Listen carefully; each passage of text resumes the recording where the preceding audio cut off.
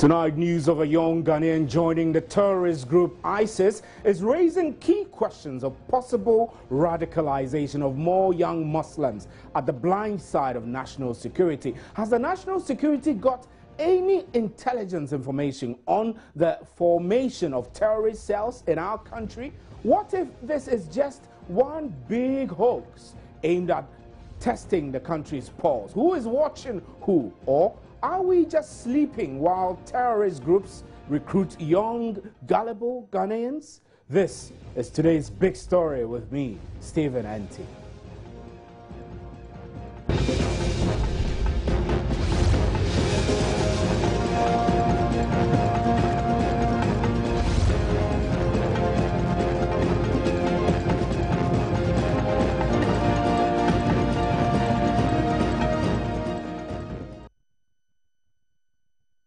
A short text message from 25-year-old Nazir Note Alema to his father that he was joining the Islamic State group fighting in Iraq and Syria has sent the whole country wondering what we are up against.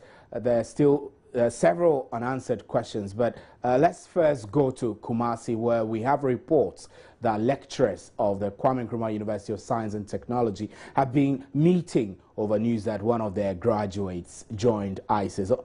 On the phone now, we have Mahmoud Mohammed Nuruddin, Joy News correspondent for Ashanti region. Good evening, Nuruddin.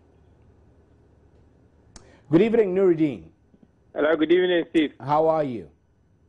I'm doing well. Right? Now, quickly run us through the happenings of the day. We were told earlier that lecturers at the University of Kwame Nkrumah University of Science and Technology were holed up in a meeting over news that one of their graduates had joined ISIS. What update do you have from that? Steve, most of the students that I spoke to, especially the Muslim students, are really, really shocked about the news. They are telling me the first time they heard the news in the media, they didn't believe it, but later they realized it was true that Nazir has really... Right, so earlier... They are not happy. Yeah, okay. Hello, Steve? Yeah, I can hear you now. Yeah, they are not happy, and they are very, very sad. Some of them are, I mean, they just want the general public to pray so that Nazir will change his mind and then come back. I mean, I spoke to the school, the university authorities, and they are also very, very shocked because from their record, Nazir was a very disciplined student. He was very respectful, and for that matter, they cannot understand why he has decided to join the ISIS group. I see. So you also had an interaction with the public relations officer of the university. What did he tell you? He started himself, and he went through the records with me, and I mean, he was telling me that this is really a bad news to the university. I mean, people hearing that their product has gone to join the ISIS. It's really a sad news to the university. He was wondering what could have pushed this, young guy to go, to join the ISIS. But he said they're going to put in measures to make sure their students or their product would not join such groups in the near future. So for the system that they're going to put, they wouldn't want to put it into public domain, but they would make sure everything would be okay with the students on campus. Right. What we're not clear about is whether Nazir became radicalized in campus or through online networks or through associations within the campus. Have you been able to pick up any information relating to the activities of groups of that nature on campus? Yes, I spoke to the students. I spoke to those who told me that they really know him. But they say he's a cool guy in person, humble, and somebody interested to be with. They haven't really been able to tell me whether he was, engaged in such things. But they're saying he was calm, respectful, and they did not observe anything bad about him during his 4 years time on campus. And in fact, it's a surprise to them. Right, Nuruddin, we're grateful for your time. We'll be following up on this very closely. I asked you earlier, before I let you go, Nuruddin, I asked you whether the meeting between the lecturers on this matter came on. Like, did they meet? Actually, they didn't meet. I had information when I was on campus that Muslim lecturers were going to meet on the matter, and I spoke with a patron who actually told me he was very engaged and he would get back to me very soon. But the meeting didn't come up, and I haven't heard from him yet. Right, thanks very much, Mohammed. Nuruddin is our correspondent from the Ashanti region. Thanks very much for joining us. Like I said earlier, there have been several questions that have not been answered as to whether indeed Nazir has joined an Islamic fundamental group like ISIS. It's something that we're unable to absolutely say. National Security has not spoken yet about the matter. Now, earlier there were media speculation linking a group called Sadaka Train to recruiting young, gullible Muslims into radicalized forms of the religion. I have with me in the studio now the Amir, the leader of that group, who in a press statement has completely dissociated the group from any activities that leads to terrorism or offshoots of terrorism. How are you, boss? Sharif Shaban. Your name is a nice name. Now, I'm referring to your statement because you were more like very outspoken in that press release, stating clearly what you did as a group. There have been speculations that groups like yours have been used in recruiting young Muslims and turning them into radicals. You say your group is not that type of group, but how sure are we? Very well. Our group is an open group, IAK. We do sadaqah in Arabic means charity. That's right. So what we do is we go to villages and towns to donate to people, IAK, and then share some literature with them, and have a talk with them, just for them to also feel. So what kinds of literature, what kinds of talk? Exactly. I mean, we're interested in what you do, really, because let me not take your answers out of your mouth. Okay. What we are seeking to find out is whether groups which have good intentions like yours are not used just as fronts. So your real activity could look like charitable, but behind it, you could be passing off training messages and tips on radicalization, things like that. So I reckon that you would fairly understand the suspicion that society may have for such groups. How do you respond to this, and how do you convince us that your group is uniquely charitable? Very well. Like I said, if today you want to join Sadaqah Train, I'll not deny you, for you to have a feel of what we really do. Even though I am a Christian? No problem, because what we do is charity, and charity cuts across every religion. Okay. So it's not like a closed group where you have to sign a membership form, where you have to be secretive, we meet somewhere we don't even meet. What we do is mostly online. So if, for example, somebody has a donation to give, he calls me, Sharif, I have a donation here, I'm at Joy FM. Then I just put it on our group. Who is near Joy FM to pick it up? So volunteers, that's all we need. So if you want to be a volunteer, why not?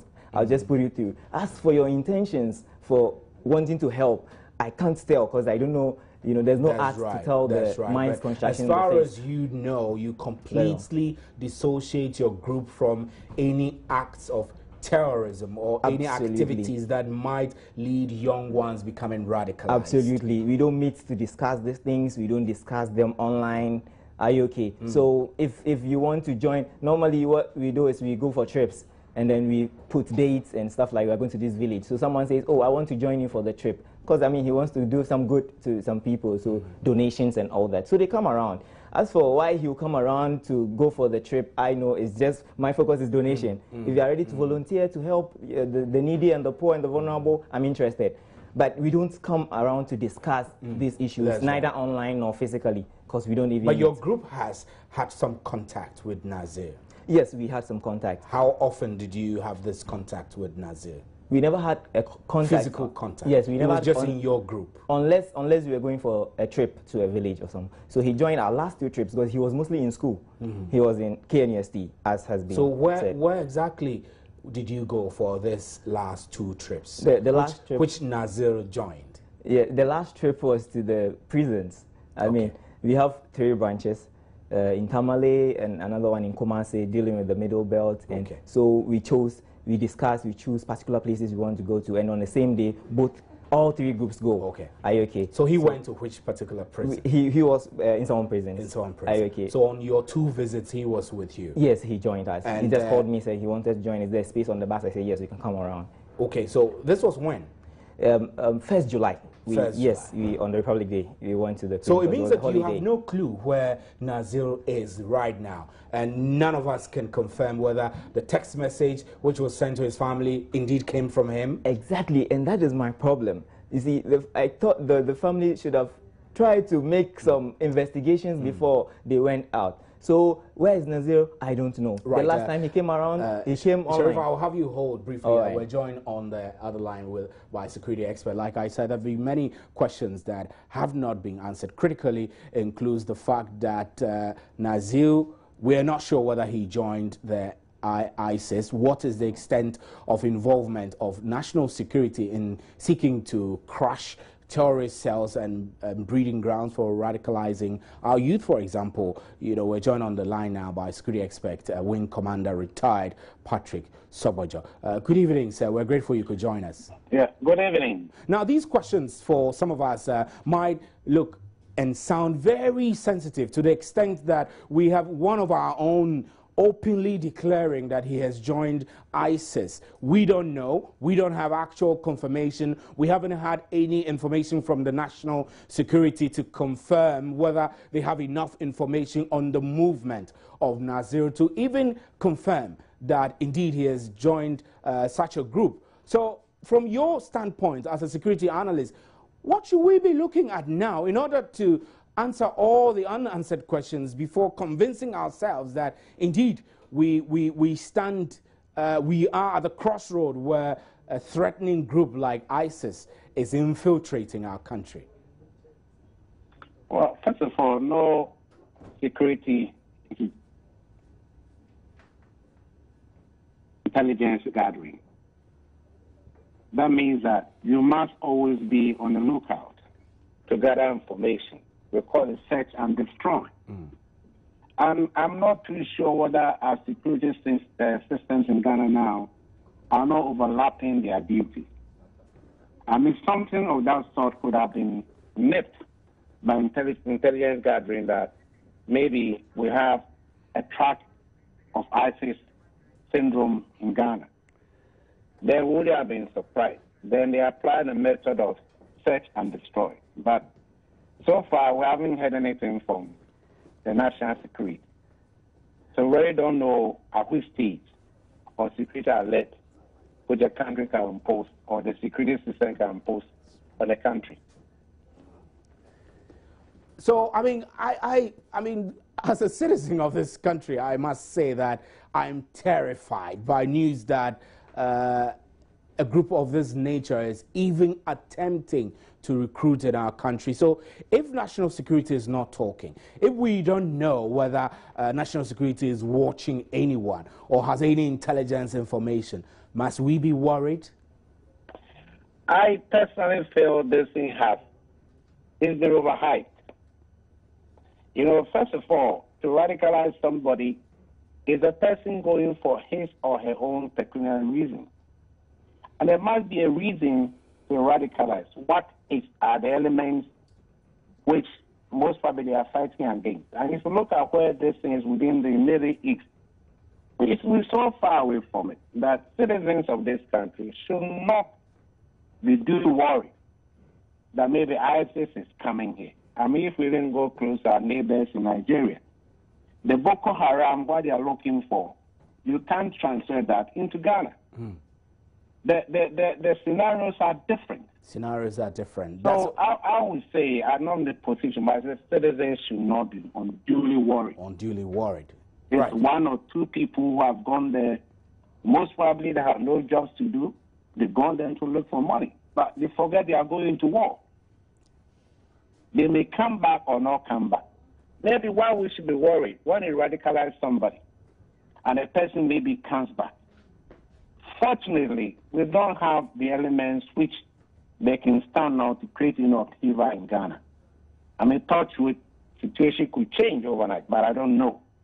But as a threat to us now, I think we are hyping it too much. Right. It's now for the national security to go on the ground and gather information, intelligence reporting into their system, and then destroy it before it takes off. But I don't think there's any immediate threat to our national security. Right.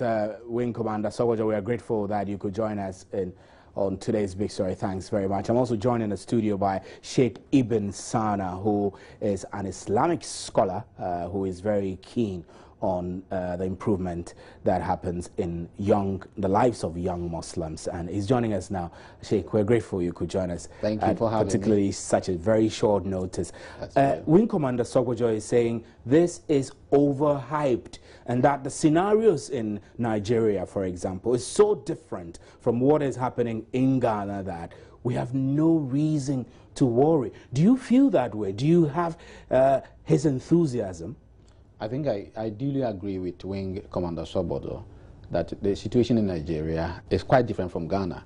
I've been in Nigeria, I've stayed in the sub-region in Cote d'Ivoire and Burkina Faso, in Mali, and in the Middle East. I've stayed in all those places. And incidentally, I've also been a student of KNUST. I read pharmacy there, so I'm a pharmacist as well. So I know what is happening on campus. But then I think it's been overhyped. Ghana is such a country that you find it very difficult to find the literature of the community in Ghana matching anywhere else. Ghana is the only place where you have a Christian, a Muslim, a Buddhist, a traditionalist living in the same house, coexisting, having the same grandfather, using the same shower, using the same bathroom, and then working at the same place. I mean, our educational system has encouraged... Exactly. In Nigeria, it is very difficult to have a Yoruba man from the south being appointed as a district commissioner in the north, Maiduguri or Zaria. It is very difficult. They won't accept you. But in Ghana, it is not like that. So the situation is quite different from Nigeria. But won't you also say that because of that fine face Ghana has in terms of religious tolerance and coexistence, it is the reason why a group like ISIS would like to infiltrate us? Is that not a possibility? It's a remote possibility, but it's not entirely something that will make us unduly worried. Even though for economic reasons, you could say that some people may fall prey to what groups like ISIS, Boko Haram, Islamic State, and the other Jamaat Islamiyah, those who have similar ideologies and ties, bring on board when economic situations are a bit dire. But then that is not a justification. That is not a justification. What I want us to do is to investigate the background of this boy. With natural security? Yes. You get the background. Is he coming from a stable home? Is he coming from a broken home? Is he coming from a slum area? Did he have a conscious, proper orientation of Islam? Are all these supposed to be conduits through which people could be recruited? Exactly. If you come from a broken home, how then do you become attractive to the situation in radicalized groups? Exactly. Like you know the situation in our slums. When you go to our slums, there are a lot of children that are abandoned. Some don't know their parents. Some don't know their father. They know one. Some don't know their mother. They know one. And many a time we are left, we leave them to fend for themselves. Yeah. At the end of the day, they fall prey to anybody that comes with bread in hand. Look, I can give you good life. I can give you better education. I can give you that. But then in the Ghanaian situation, I want us to investigate this story very well. I think that it may be that the boy, is just creating a panic situation. Seeking attention. Exactly, seeking attention. Himself. Just like we heard, this earthquake scenario. Yeah. Somebody rang that there's an earthquake and everybody was running out of their buildings. I think it is similar, but that doesn't mean that we shouldn't take the national security system shouldn't probe to find the veracity of what actually is happening. But I've always maintained that groups like ISIS, they are not Muslims. They're not Muslims. They are not acting in the name of Islam. And all the principles that they operate are non-Islamic. They are not Islamic. In Quran chapter 49, verse 6, God says that, Ya ayuhan nasu, inna khalaqnakum min zakarin wa unsa, wa ja'alnakum shu'uban wa qaba'ila lita'arafu, inna akramakum indallahi atkakum. That all ye human beings, God didn't just address Muslims. He said, all ye human beings that are created, that are inhabiting this earth, I created you from Christian and Muslim, from Buddhists and traditionalists, from whites and then blacks, that ye may know each other, not that you should despise each other. So variations in life is talked about in the Quran, and it's acceptable. In the lifetime of the Holy Prophet, the Prophet's house, sallallahu alaihi wasallam, some of the companions married Christians. In fact, in Medina, there were Christian communities who coexisted with the Muslims. And this is emphasized in Quran chapter 60, verse 7. God says that those who stay with you and do not kill you in your deen and do not eject you from your homes, God does not forbid you that you should be kind and equitable to them. For inna Allaha yuhibbul muqsitin. God loves those who are kind and just. What they mete out to humanity is injustice. It's un-Islamic. And the Quran says that من قتل نفسا فكأنما قتل الناس جميعا ومن أحياها فكأنما أحيا الناس جميعا. If you take a single soul, it's as if you have taken the life of the entire humanity. If you save one person's life, it means you have saved the entire humanity. And there's an Imam Ja'far as-Sadiq, who is a 6th Shia Imam, says that the Prophet ﷺ says that if anybody intentionally takes his life or takes somebody's life, he would rot in the hellfire. So suicide bombing, killing Christians, killing pregnant women, raping, it has no basis in Islam. There's no way you can find it in the Quran or the traditions of the Holy Prophet. So on what premise are these people committing these atrocities that they are doing? So is that what makes, I mean, I'm curious because I'm not a Muslim, but I have a lot of friends who are, and we have fantastic relationships. Yeah. I'm concerned that perhaps Muslims in Ghana are not taking the pain to let their followers, the young ones, become more exposed to the Quran as it should be, so that if somebody is not well taught or well learned in the principles of Islam, then they are likely to sway. So perhaps the leaders are to blame. I agree with you. There's a scenario. In fact, this situation presents us with a perfect, scenario to address some of these concerns. I've been in Senegal before, and I speak French as well. In Senegal, what they do is that any Muslim scholar, Muslim student that goes to the Middle East, Sudan, Libya, whatever, to study Islam, when you come out back to the country, they have a 6 months to 1 year compulsory assimilation and integration course for you. Because when you go there, the ideas that are put in your brain might be different. The philosophy that you come out with, your view of the world might be totally different from the literature of the community, and therefore you might not be able to fit in. So they give you an integration and assimilation course for 6 months to 1 year, and then they bring you to parity with anybody that has done a similar degree in Ghana, and they absorb you into the educational system, which means that the curricula that is in the system is what you follow. What we find now is that the Islamic educational system, which is so much neglected, you go to many communities, the Makaranta system, people do their own thing. They are more or less like a neglected community. And I think that it is high time government brought them into mainstream education. We took a look at that. Look at the syllabus and the kind of meanings that are interpreted into the Ghanaian children. They are Ghanaian children in the first place. Yeah. They are all Ghanaians. Forget about the religion. And the Constitution ensures freedom of religion. But the state has to ensure that it provides a harmonious, systematic platform. Sheikh, I'll have you hold. I'm going to go on to the line now and speak to Dr. Vladimir Intridan, who is a senior research fellow at LESIAD. Earlier, he had said that he's not surprised that this is happening in Ghana. We want to hear from him now. Doc, good evening, and thanks for joining us. Good evening. Now, you have said that you are not surprised, that you were not surprised at the news that a Ghanaian announced that he had joined ISIS. Can you tell us why?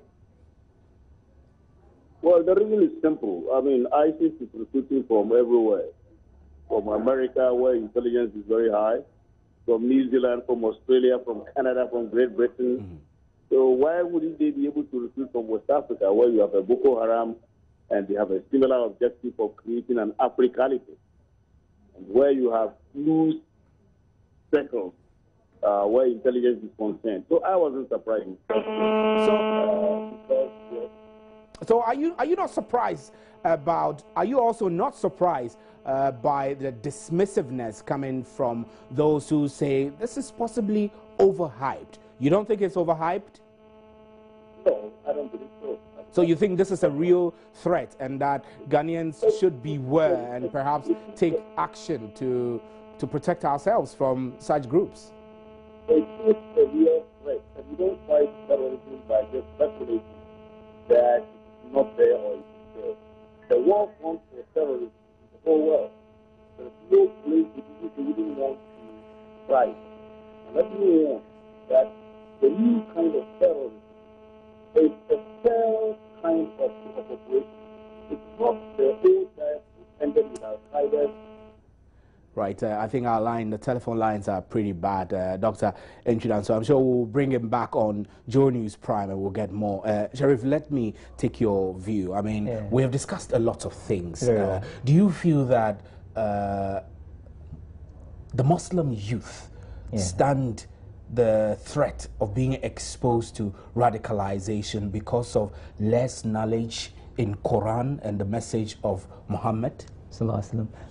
Very well, that is very true, because today social media has opened a new frontiers of communication. So I mean, I can be here, I can chat to someone in Middle East. So you be in your house with your child will be chatting with a stranger you don't know. Are you okay? So what do you think Muslim families and families should engage the youth more? Families should engage the youth more. Talk to your child. I will make you say more. I will give you 20 seconds to wrap so that we will go. What should we do? I think that in situations like this, in the first place, I agree with the Sobojo that this thing is overhyped. I maintain that. And number two, you see, we should be very careful not to stereotype our own. Exactly. When I was coming into the studio, I heard people having discussion. Yes, he's a Muslim. Yes, those good groups. You see, when you don't take care, any Muslim you see, you may tend to abuse by the message that we send, especially the media. If you stereotype it that way, in our communities, in our homes, somebody sees you, you're a Muslim. Oh, you can't work here because that is bad. So we should not create that situation, because that situation only breeds a fertile ground for people to be more radicalized. Sheikh, we're grateful for your time, and I'm very glad that Sharif also joined us. My name is Stephen Enti. That's where we close it, and we'll be back with Joy News Interactive. Stay.